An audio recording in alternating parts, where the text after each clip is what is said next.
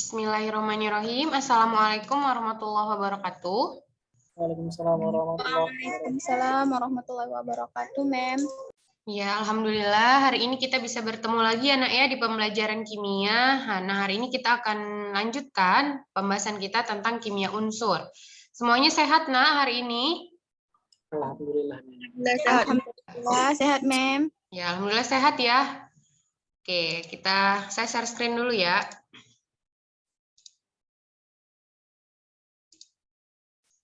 Terlihat nah slide saya nak? Masih loading, Mem.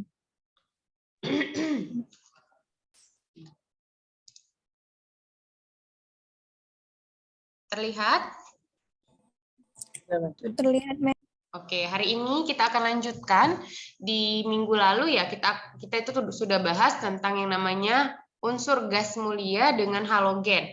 Nah, sekarang kita lanjutkan tentang unsur yaitu alkali dan alkali tanah. Nah, masih ingat nggak unsur alkali ini berada di golongan berapa, Nak? 1A. Iya, alkali atau golongan 1A dan alkali tanah yang berada di golongan 2A. Nah, adapun indikator pembelajaran kita pada hari ini yang pertama adalah menjelaskan sifat fisika dan sifat kimia tentang unsur-unsur alkali dan alkali tanah, kemudian menjelaskan manfaat dan proses pembuatan dari unsur alkali dengan alkali tanah. Nah, seperti yang dibilang Hairil tadi, bahwa unsur alkali itu adalah unsur yang berada di golongan 1A. Kalau di sistem periodik unsur, kita bisa lihat dia itu di pojok kiri. Nah, unsur yang berada di paling kiri. Nah, kenapa dikatakan dia unsur alkali? Alkali di situ dia adalah pembentuk basa yang larut dalam air. Disebut juga dia adalah logam lunak berwarna abu-abu. Kenapa disebut dengan logam lunak? Karena dia bisa dipotong, bisa ditempa, dibentuk yang kita sesuaikan. Artinya dia lunak. Kemudian warna dari logam alkali ini umumnya adalah warna abu-abu.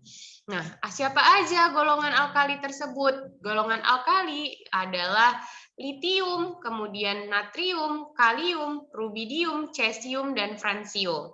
Nah, francium di sini jarang kita bahas. Kenapa? Karena dia merupakan unsur radioaktif. Nah, berada di golongan 1A artinya dia memiliki kesamaan ya, karena sehingga dia dimasukkan ke dalam golongan 1A. Nah, kalau di SPU pasti kalian lihat ya, Nak ya, di atas litium itu ada hidrogen ya, Nak. Nah, hidrogen itu hanya dimasukkan ke alkali karena dia memiliki valensi 1, namun dia bukan logam. Jadi di sini hidrogen tidak kita bahas. Ya, oke. Karena apa dia digolongkan di golongan 1A? Karena logam alkali ini bervalensi 1. Apa itu valensi? Valensi adalah elektron terakhir di kulit terakhir atau elektron terluar ya pada kulit. Oke, karena dia valensinya 1, untuk stabil umumnya golongan alkali ini akan melepas elektronnya untuk stabil oktet dan stabil duplet. Nah, melepas elektron membentuk apa? Membentuk ion positif. Sehingga logam alkali itu semuanya muatannya adalah positif 1 karena dia melepas 1 elektronnya. Nah, logam alkali ini sangat-sangat reaktif. Nah, saking reaktifnya sehingga penyimpanannya itu juga harus khusus. Logam alkali biasanya disimpan di dalam minyak. Karena apa di dalam minyak disimpan? Agar menghindari kontaknya dengan udara. Itu ya, karena kalau dengan udara, logam alkali akan bersifat akan menghasilkan reaksi yang eksoterm. Dia akan menghasilkan gas hidrogen yang bisa menyebabkan api. Oke, kita lihat di sini. Dengan seiring bertambahnya nomor atom, sehingga pasti ya jari-jarinya juga akan semakin besar. Dari atas ke bawah satu golongan alkali itu nomor atomnya semakin besar sehingga jari-jarinya semakin besar. Oke, kemudian kereaktifannya juga meningkat seiring bertambahnya nomor atom. Sehingga cesium itu merupakan logam alkali yang sangat-sangat reaktif. Oke, kita lihat di sini seperti yang saya katakan, dia berwarna abu-abu dan mudah dibentuk atau diiris sehingga dia dikatakan juga logam yang lunak.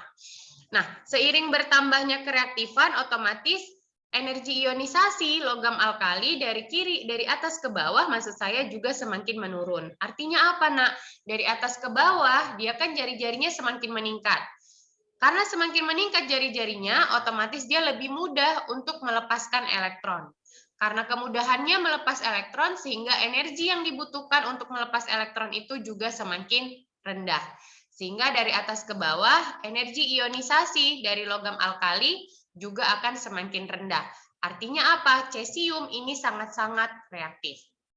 Nah, saya pernah praktikum logam natrium ya, dibakar atau diberikan air, kontak dengan air dan kontak dengan udara itu bisa menghasilkan api. Untuk logam natrium saja ya, Nak, apalagi logam cesium. Seperti itu ya. Oke, untuk warna nyalanya, logam alkali ini memiliki warna nyala yang berbeda-beda. Nah, untuk litium itu warna nyalanya merah, natrium itu kuning, kalium itu ungu, rubidium itu merah, dan cesium itu biru. Nah, itu untuk warna nyalanya. Nah, seperti yang saya katakan tadi ya, Nak, ya, dia elektron valensinya 1 sehingga energi ionisasinya rendah atau mudah sekali melepas elektron.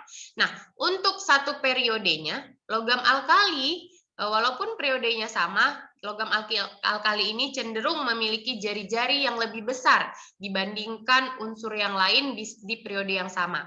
Nah, artinya di sini litium itu periode 2 ya, dia lebih besar di satu periodenya dibandingkan unsur yang lain. Nah, tahu ya, Nak, periode itu yang mana? Kalau periode itu kita lihat dari kiri ke kanan, itu ya dalam SPU. Kalau golongan itu dari atas ke bawah. Nah, kemudian dia bisa membentuk ikatan logam yang relatif lemah. Apa bukti kereaktifan logam alkali? Seperti yang saya bilang, dia sangat reaktif terhadap air sehingga bisa menghasilkan api di dalam air. Kemudian dia membentuk basa yang kuat dalam air dan semua basa dari logam alkali itu larut dalam air. Nah, kemudian reduktor kuat dan konduktor yang baik. Nah, kenapa saya katakan dia reduktor yang kuat? Karena kalau kita lihat potensial sel E0 dari logam alkali itu semuanya bernilai negatif, Nak. Masih ingat nggak deret volta? Kalau dia negatif atau kecil E0-nya, maka dia cenderung mengalami reaksi apa, Nak? Atau berada di sebelah kiri dari deret volta, cenderung mengalami reaksi oksidasi ya. Karena cenderung mengalami oksidasi sehingga unsur alkali ini termasuk reduktor yang sangat kuat. Masih ingat nggak minggu lalu saya bilang oksidator kuat itu golongan apa, Nak, kemarin, Nak? Oksidator yang kuat kemarin golongan apa? Halogen ya. Nah, maka di pojok kiri itu reduktor kuat, yaitu alkali, sedangkan di kanan itu adalah oksidator yang kuat, yaitu si halogen. Oke, kita lanjutkan untuk reaksi logam alkali. Banyak sekali reaksinya ya. Kenapa banyak reaksinya? Karena dia sangat reaktif, seperti halogen juga. Nah, kita lihat reaksinya dengan air. Kalau reaksi logam alkali dengan air, itu akan menghasilkan basa alkali atau basa kuat dengan gas hidrogen. Nah, selain menghasilkan basa kuat, dia juga menghasilkan gas hidrogen. Gas hidrogen inilah yang bisa membuat api, Nah. Oke, kita lihat reaksinya. Nah, lihat, kita reaksikan logam alkali yaitu litium, kemudian natrium dengan kalium. Siapa yang menghasilkan api lebih banyak? Kalium. Seperti yang saya katakan, logam alkali itu dari atas ke bawah kereaktifannya semakin meningkat. Otomatis kalium itu lebih reaktif daripada natrium. Nah, natrium aja bisa menghasilkan api, apalagi cesium ya, pasti lebih banyak api yang dihasilkan, artinya gas hidrogen yang dihasilkan juga semakin banyak. Nah, selanjutnya reaksi dengan hidrogen. Reaksinya dengan hidrogen akan menghasilkan hidrida alkali. Apa itu hidrida alkali? Ini dia. Hidrida alkali. Nah, kita lihat di sini. Biloks hidrogen pada hidrida alkali itu adalah -1 ya, Nak. Karena apa? Karena alkalinya di sini +1. Berbeda kan kemarin kalau di senyawa lain, biloks dari hidrogen itu adalah +1. Nah, kemudian reaksinya dengan oksigen. Kalau reaksi dengan oksigen ada 2 kondisi. Kondisi yang pertama ketika oksigennya itu cukup. Nah, kalau oksigennya itu hanya cukup, artinya tidak berlebih, maka reaksi logam alkali dengan oksigen itu akan menghasilkan oksida alkali. Nah, inilah oksida alkali. Nah, oksida alkali ini plus 2 ya, plus 1 kali 2 plus 2, maka berapa nak biloks oksigennya di sini nak? Minus 2 ya. Oke. Nah, kemudian kalau dia dengan oksigen yang berlebih akan menghasilkan peroksida alkali. Nah, di peroksida alkali di sini biloks oksigennya menjadi minus 1 ya. Ini kita bagi 2 maka biloks oksigennya menjadi minus 1. Nah, ini untuk natrium. Sedangkan untuk kalium, rubidium, dan cesium dengan oksigen yang berlebih akan menghasilkan superoksida alkali. Kalau di superoksida alkali, di sini biloks oksigen akan menjadi minus setengah. Gitu ya bedanya ya. Kalau oksigennya cukup akan menghasilkan oksida alkali, biloksnya minus 2. Kalau natrium dengan oksigen berlebih akan menghasilkan peroksida alkali, biloks oksigennya minus 1. Sedangkan untuk kalium, rubidium, dan cesium dengan oksigen berlebih akan menghasilkan superoksida alkali dengan biloks oksigennya itu minus setengah. Oke, selanjutnya dengan halogen. Dengan halogen atau dengan golongan 7A, reaksi alkali dengan halogen. Nah, di sini halogennya 2 ya indeksnya. Kenapa? Karena halogen itu merupakan molekul diatomik. Nah, akan menghasilkan halida alkali atau garam. Nah, garamnya juga bersifat garam yang kuat. Berasal dari logam alkali ini. NaCl ya, garam yang kuat. Atau larut dalam air juga. Nah, selanjutnya kegunaan alkali. Seperti yang kita pelajarin di sel volta, alkali khususnya itu untuk litium, biasanya digunakan pada baterai ya, atau sel kering atau pada baterai. Itu dijadikan litium dengan ion. Nah, kemudian dia juga digunakan untuk penambah daya tahan korosi aluminium. Jadi digunakan untuk meningkatkan daya tahan pada karat dengan aluminium. Nah, sedangkan untuk natrium itu sangat sering digunakan biasanya untuk pembuatan sabun ya, sangat sering kita gunakan sabun. Kemudian dia juga reduktor, penghasil TI, kemudian dia pendingin reaktor nuklil, pengisi lampu jalan raya. Ya biasanya kalau kalian lihat jalan raya yang dia itu gelap ya, tidak ada lampu jalan, biasanya di tengahnya itu garis line garis jalan itu dikasih natrium di situ. Natrium diberikan pantulan cahaya dari lampu kendaraan, dia akan menghasilkan warna. Warna apa tadi natrium? Warnanya adalah kuning ya. Nah, kemudian NaOH atau natrium hidroksida itu digunakan untuk pembuatan sabun dan kertas atau biasanya kalian sebut dia soda as. Nah, biasanya dilarutkan di air panas. Kemudian NaCl dan garam dapur, pasti ya garam dapur kita banyak gunakan biasanya untuk mengawetkan makanan, biasanya pada ikan asin ya, ikan teri gitu. Dan kemudian untuk dia pencair salju di jalan raya. Karena apa? Karena sifatnya bisa menurunkan titik didih. Titik beku maksud saya. Oke, selanjutnya ada NaHCO3, itu digunakan untuk soda kue. Kemudian Na2CO3 itu digunakan untuk pengolahan air, pembuatan sabun, deterjen, obat, kertas, dan kaca. Banyak sekali gunanya. Nah, kemudian kalium atau K itu digunakan untuk garam pada fotografi. KMNO4 atau kalium permanganat digunakan untuk desinfektan. Sedangkan KCl dan kalium sulfat itu digunakan untuk campuran pupuk. Kemudian proses pembuatan logam alkali. Nah, logam alkali ini bisa kita buat, bisa kita hasilkan dari yang namanya proses elektrolisis. Bisa elektrolisis lelehan garamnya atau elektrolisis lelehan garam halidanya. Misalnya kalian mau menghasilkan natrium, bisa kalian dapatkan dari elektrolisis lelehan natrium klorida, ya lelehannya. Nah, selanjutnya proses lelehan natrium klorida itu dikatakan prosesnya namanya adalah proses Down. Ini juga sering ya muncul pertanyaan seperti ini, nama proses pembuatannya. Nah, selanjutnya kita bahas tentang logam atau unsur alkali tanah. Nah, apa bedanya mereka mereka itu berada di sama-sama golongan 1A, kemudian di sebelahnya adalah alkali tanah golongan 2A. Bedanya alkali tadi dia adalah logam yang lunak, sedangkan untuk alkali tanah itu dia bersifat keras. Artinya dia lebih keras daripada logam alkali.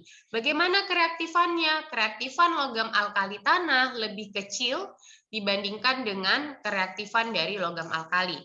Nah, siapa aja yang berada di golongan alkali tanah ini? Di golongan alkali tanah di situ ada berilium, kemudian ada magnesium, ada kalsium, ada strontium, ada barium, dan ada radium. Seperti yang saya katakan, unsur terakhir itu biasanya adalah sifatnya radioaktif. Kalau alkali, dia elektron valensinya 1, sedangkan alkali tanah elektron valensinya 2. Elektron valensinya 2, dia juga cenderung melepaskan elektron untuk stabil. Nah, melepaskan elektron, berapa elektron yang dilepas? 2 elektron. Sehingga logam alkali tanah memiliki muatan positif 2. Nah, inilah untuk logam alkali tanah. Dari atas ke bawah, nomor atomnya semakin besar, kemudian juga jari-jarinya pasti akan semakin besar ya, Nak ya. Nah, untuk logam alkali tanah sama seperti alkali tadi. Dari atas ke bawah, kereaktifannya akan semakin meningkat. Untuk berilium dan magnesium itu dia kurang reaktif. Nah, sehingga kalau kalian ingat, berilium dan magnesium itu akan menghasilkan basanya adalah basa lemah. Karena apa? Karena dia kurang reaktif. Namun dari kalsium dan barium itu reaktif. Siapa yang paling reaktif? Adalah barium. Nah, kalau kita lihat di sini, untuk wujudnya, berilium itu sangat padat ya. Sedangkan magnesium sampai barium itu padat agak lunak, namun dia lebih keras daripada alkali. Untuk warnanya, berilium itu abu-abu, sedangkan magnesium sampai barium itu warnanya perak. Untuk warna nyalanya, berilium dan magnesium itu warna putih, kalsium warnanya jingga, strontium warnanya merah, dan barium warnanya adalah hijau. Nah, kita lihat di sini.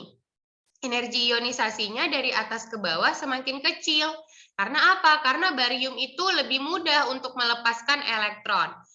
Kenapa dia lebih mudah melepas elektron? Karena jari-jarinya semakin besar, artinya kekuatan tarik-menarik antara inti atom dengan kulit terluar itu semakin lemah. Sehingga semakin besar nomor atom, dia energi ionisasinya semakin kecil atau semakin mudah melepas elektron. Nah, namun energi ionisasinya itu lebih besar dari alkali. Pasti, karena apa? Karena saya bilang tadi alkali itu cenderung lebih reaktif dibandingkan alkali tanah. Nah, seperti ini. Kereaktifannya itu tidak sereaktif alkali. Siapa yang lebih reaktif satu golongan ini adalah barium. Sama seperti tadi alkali. Cesium itu sangat reaktif. Nah, kemudian yang berikutnya, alkali tanah itu reaktif sebab dia memiliki elektron valensi 2, energi ionisasinya juga rendah, tapi lebih besar dari alkali. Nah, kemudian jari-jari atomnya besar, tapi lebih kecil dari alkali. Nah, kemudian ikatan logamnya lemah, tapi lebih kuat dari alkali. Nah, kalau tadi kan alkali lemah ya ikatan logamnya, namun di sini alkali tanah lebih kuat. Nah, bukti kereaktifannya, logam alkali semua reaktif dengan air, artinya larut dalam air, kecuali berilium dan magnesium. Ingat ya, Nak ya, kecuali berilium dan magnesium. Berilium itu dia harus bereaksi dengan air yang panas. Dia bisa bereaksi dengan air panas. Nah, sedangkan berilium itu tidak bereaksi dengan air panas, sedangkan magnesium dapat bereaksi lambat di air panas. Itu yang harus kalian ingat ya. Pembentukan basa kuat dalam air, tapi lebih lemah daripada basa alkali. Sedangkan untuk berilium, ini ya ingat ya, BeOH 2 kali dan MgOH 2 kali itu termasuk basanya adalah basa lemah. Dia sangat kurang reaktif ya. Kemudian dia reduktor kuat, tapi lebih lemah daripada alkali. Dan dia konduktor yang lebih baik daripada alkali. Lanjut, yang berikutnya adalah reaksinya terhadap air. Nah, kalau tadi alkali, dia semuanya larut dalam air, menghasilkan suatu basa dengan gas hidrogen. Nah, sedangkan untuk alkali tanah, di sini cesium kalsium, strontium, dan barium itu reaktif terhadap air. Artinya dia bereaksi dengan air. Sedangkan magnesium seperti yang saya bilang, dia bisa bereaksi di air panas walaupun sangat lambat. Sedangkan berelium yang sangat tidak reaktif itu tidak bereaksi sama sekali dengan air walaupun itu sekalipun air panas. Ingat ya nak ya, magnesium bisa bereaksi dengan air panas walaupun sangat lambat, sedangkan berelium tidak sama sekali. Nah, reaksinya sama seperti alkali tadi, dia juga menghasilkan basa. Namun di sini indeks dari hidroksidanya adalah 2. Kenapa? Karena tadi logam alkali biloxnya adalah positif 2, ditambah basa yaitu OH negatif, sehingga setiap logam alkali basanya itu adalah LOH 2 kali. Itu ya. Oke, lanjut dengan reaksinya dengan oksigen. Kalau tadi si alkali reaksinya dengan oksigen banyak ya, ada yang menghasilkan oksida alkali, ada menghasilkan superoksida dan menghasilkan peroksida. Nah, sedangkan untuk logam alkali tanah reaksinya dengan oksigen itu hanya menghasilkan oksida alkali. Nah, inilah oksida alkalinya. Dan di sini bilox oksigennya tetap -2. Nah, ini ya, logam alkali, kalsium, dan barium itu reaktif dengan oksigen, sedangkan berelium dan magnesium hanya bereaksi di permukaannya saja, tidak keseluruhannya bereaksi. Nah, kemudian dengan halogen atau golongan 7A, dia menghasilkan halida alkali atau garam alkali tanah. Nah, ini dia garamnya, MgCl2, CaI2. Nah, garamnya ini kalau kita bandingkan dengan garam logam alkali, dia lebih lemah ya sifatnya. Nah, kemudian dengan asam kuat akan menghasilkan garam dengan gas hidrogen. Ini reaksinya. Asam kuat bisa apa aja? Ada HCl dengan Ca, itu hasilnya adalah kalsium klorida dengan gas hidrogen. Oke, selanjutnya dengan basa kuat. Nah, dengan basa kuat, logam alkali tanah dengan basa kuat ditambah dengan air akan menghasilkan basa lain ditambah gas hidrogen. Ini reaksinya nak. Misalnya strontium dengan natrium hidroksida dengan air hasilnya adalah natrium strontium hidroksida dengan gas hidrogen. Ini jarang ya senyawanya ya biasanya. Oke, kita lanjutkan. Nah, kelarutan basa dan garamnya. Kita lihat di sini. Berelium itu tidak larut ya dalam melihat di sini. Di sini aja lebih kelihatan. Kelarutan logam alkali tanah dengan larutan. Jika dengan OH, berelium dan magnesium itu tidak larut. Dengan OH ya. Kemudian kalau dengan kromat, kemudian sulfat, oksalat itu berelium tidak larut dengan oksalat. Ini bisa kalian baca aja. Sedangkan untuk logam alkali tanah semuanya tidak larut dalam ion karbonat. Nih ya, dalam larutan karbonat dia tidak larut. Nah, kita lihat di sini. Untuk kalsium hanya larut di hidroksida, kemudian kromat dan sulfat. Ini bisa kalian baca aja. Nah, yang penting di logam alkali tanah ini adalah namanya, nah kelarutannya hidroksida makin ke bawah dia makin besar. Nah, bisa kalian baca aja untuk ini. Nah, ini yang paling penting ya untuk alkali tanah, ada namanya kesadahan air. Masih ada yang tahu nggak apa sih nak air sada itu nak? Pernah baca nggak? Apa sih air sada itu? Bermanfaat nggak sih air sada itu di kehidupan kita? Ada yang tahu nggak? Ada yang tahu? Khairil tahu? Air sada itu apa? Belum ya? Oke. Apa sih sebenarnya air sada? Nah, air itu adalah komponen yang sangat penting di kehidupan kita ya, nak ya. Jadi kita gunakan apapun menggunakan air. Kalian mencuci, mandi, kemudian kalian sikat gigi itu gunain air. Nah, ada kondisi di mana air itu bersifat sada atau namanya kesadahan air. Apa sih itu air sada? Air sada kita sebut juga dia air lunak. Air lunak itu air yang bagus ya. Air lunak itu air yang bagus. Artinya air yang tidak mengandung ion kalsium dengan magnesium. Itu air lunak namanya. Sedangkan ada yang namanya air sada. Apa sih air sada? Air yang mengandung garam Ca atau kalsium dengan garam Mg 2 positif atau magnesium. Itulah air sada. Air sada mempunyai kerugian sendiri untuk kita. Karena apa? Karena air sada ini, di air yang sada itu tidak dapat menghasilkan buih. Jadi seberapa banyak pun sabun yang kalian pakai, deterjen yang kalian gunakan untuk mencuci, tidak akan menghasilkan buih. Karena apa? Karena ada ion kalsium dengan magnesium di dalamnya. Nah, air sada ada dua, Nak. Ada air sada yang sifatnya sementara, kemudian ada air sada yang sifatnya tetap atau permanen. Nah, untuk air sada yang sifatnya sementara, dia mengandung ion Ca dan Mg, dan garamnya itu adalah CaHCO3 nih. Ya, dan MgHCO3. Ini dia garamnya. Itu sadanya sementara. Nah, sada sementara bisa kita hilangkan dengan mudah dari proses pemanasan. Jadi bisa kalian panaskan di suhu 100 derajat sehingga kesadahannya akan hilang. Itu untuk sada sementara, dia ionnya adalah ini. Ini biasanya sering juga di soal ya, Nak. Nah, sedangkan sada tetap itu mengandung ion Ca dan Mg di anion lain. Misalnya bisa aja dia CaSO4 gitu ya, Nak ya. MgSO4. Nah, untuk sada tetap itu lebih sulit hilang, tidak bisa hilang hanya dari proses pemanasan. Jadi, sada kesadahan tetap itu bisa kita hilangkan dengan pemanasan. Nggak bisa dengan pemanasan ya, namun bisa kita tambahkan dia natrium karbonat. Nah, kalian tambahkan dulu natrium karbonat. Misalnya ya, dia adalah CaSO4. Ini adalah ion untuk sada tetap. Kita tambahkan Na2CO3 atau natrium karbonat, dia akan menghasilkan CaHCO3. Misalnya ada tambahan di sini air ya. Air ya, pasti kan ada airnya. Nah, kemudian 2 kali ditambah Na2SO4.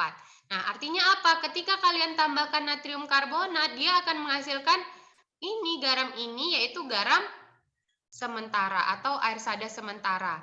Dan setelah itu baru bisa kalian panaskan. Jadi dia 2 kali step, ditambahkan dulu Na2CO3, kemudian baru dipanaskan. Sehingga air sada tetap itu bisa hilang. Nah, kemudian kerugian penggunaan air sada, banyak ya, dia bisa mengurangi efektivitas pencucian dengan sabun. Seperti yang saya katakan, dia tidak bisa menghasilkan buih, otomatis kalian tambahkan lagi sabunnya, dan jadinya boros ya, atau tidak efektif sabun yang kita gunakan. Sedangkan sabun itu juga bisa menghasilkan pencemaran di air, karena apa? Di dalam sabun mengandung yang namanya surfaktan, ya, karena yang bisa merusak air ketika kalian itu banyakkan pakai sabun, bisa merusak perairan. Nah, kemudian air sada itu juga menghasilkan yang namanya garam-garam yang sukar larut dalam air sehingga dapat mengendap di pipa. Nah, nih seperti gambar ini, endapan ini dihasilkan dari ion-ion Ca dalam garam ya, sehingga menyebabkan pipa itu cepat rusak, kemudian pipanya akan kotor ya, Nak, airnya. Nah, cara melunakkan air sada tadi seperti yang saya bilangkan, untuk penambahan kapur dan soda abu atau Na2CO3 ini untuk sada tetap ya. Nah, kemudian bisa juga menggunakan resin penukar ion, namun untuk pembuatan resin penukar ion itu membutuhkan biaya yang cukup besar. Nah, bisa juga caranya dengan prinsip destilasi atau penguapan atau pemanasan, sama seperti yang saya katakan tadi. Ini destilasi itu penguapan. Atau kebalikan osmosis dan elektrodialisis. Ini susah ya, kita yang paling mungkin kita panaskan atau kita uapkan dan kita tambahkan soda abu atau kapur. Itu yang paling mungkin. Oke, untuk kegunaan alkali tanah di sini alkali magnesium biasanya digunakan untuk aliasi ya, magnesium aluminium yang digunakan untuk bahan konstruksi bangunan, kendaraan, kapal laut, dan pesawat terbang. Dan dia juga kita gunakan untuk mencegah korosi pipa bawah tanah. MgOH 2 kali itu biasanya ada pada obat MAH ya. Kenapa obat MAH itu MgOH 2 kali? Karena MAH itu kan akibat adanya asam lambung yang naik ya. Di asam yang naik sehingga kita berikan basa sehingga pH-nya akan netral kembali. Kemudian untuk kertas keramik kita gunakan magnesium klorida heksahidrat. Kalsium digunakan untuk pengolahan air, pembuatan soda. CaCO3 itu untuk beton, ya batu bata dan marmer. Kalsium karbonat. Kemudian CaO itu untuk semen, soda dan kaca. CaC2 untuk membuat gas asetilena. Kemudian dalam bentuk garamnya strontium dan barium digunakan untuk kembang api. Karena apa digunakan untuk kembang api? Karena warna nyalanya tadi ya nak ya, warna nyalanya yang cantik. Ini digunakan untuk logam api, kembang api.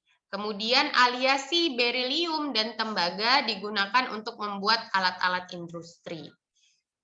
Tahu ya aliasi? Nah, aliasi itu adalah campuran logam-logam yang menghasilkan sifat logam yang lebih kuat. Kemudian berilium oksida titik lelehnya tinggi sehingga digunakan untuk isolator listrik pada temperatur yang tinggi. Sama seperti tadi logam alkali tanah juga bisa kita dapatkan, bisa kita buat dari elektrolisis lelehannya.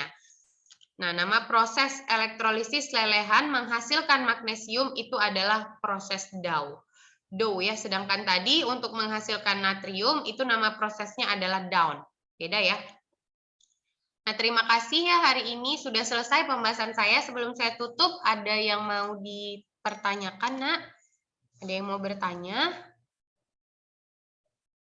Tidak ada? Nah, intinya kalau kimia unsur ini, Nak, semuanya kan teori ya. Semuanya teori. Kalian itu bisa baca. Jadi semakin banyak baca, maka kalian semakin banyak tahu tentang kimia unsur ini. Oke? Tidak ada pertanyaan ya? Kalau gitu saya ingatkan, ini sudah tanggal 21, dan saya biasanya hari ini itu akan merekap nilai kalian. Jadi usahakan hari ini kalian siapkan kuis-kuisnya sampai tanggal 21 di pertemuan tanggal 21 ya. Oke, saya tutup. Tetap jaga kesehatan kalian, tetap semangat belajar di rumahnya ya.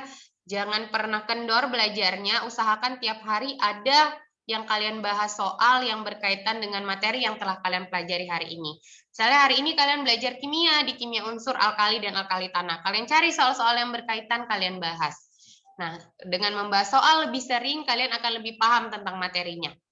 Oke, saya tutup. Terima kasih. Assalamualaikum warahmatullahi wabarakatuh. Waalaikumsalam warahmatullahi wabarakatuh.